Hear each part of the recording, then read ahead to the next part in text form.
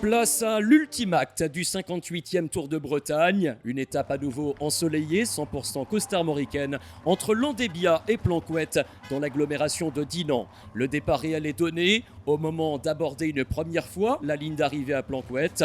Une première attaque, celle d'Antonin Souchon. Il sera l'un des instigateurs de la principale échappée du jour. Échappée qui aborde ici la Vallée Verte, l'un des juges de paix bien connus de la région bretonne. Avec ses compères de fugue, ils sont 8 en tête.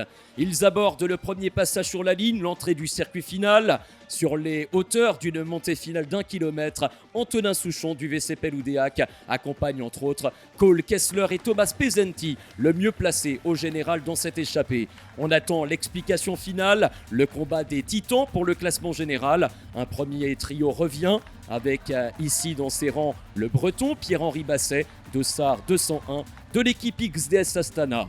Quelques minutes plus tard, toujours sur le circuit d'arrivée, c'est un autre trio qui parvient à faire la jonction entre le peloton et l'échappée. On reconnaît là, et c'est important, l'Italien Savino, quatrième du général, avec à ses côtés Elliott Boulet. Puis, quelques kilomètres plus tard, c'est maintenant l'homme leader du Tour de Bretagne, Félix Horne-Christophe, qui répond magistralement aux attaques de ses adversaires. Lui aussi se hisse dans un groupe de 5 qui fera la jonction avec à ses côtés Jakob Söderqvist, le tenant du titre sur le Tour de Bretagne 2024.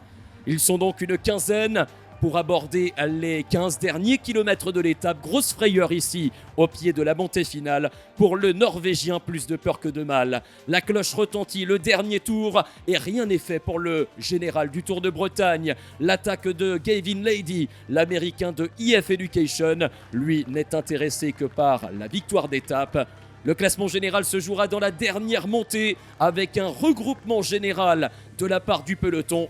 Un peloton qui aborde cette montée avec une quarantaine de coureurs. Et pour un dernier sprint pour conclure la semaine, qui dit sprint massif, dit Noah Hobbs. La fusée maillot rose sur la gauche de l'image déborde ses adversaires pour la 3e fois de la semaine. Il est triple vainqueur d'étape sur le Tour de Bretagne. Le Britannique Noah Hobbs devance ici à Planquette l'Italien Matteo Milan.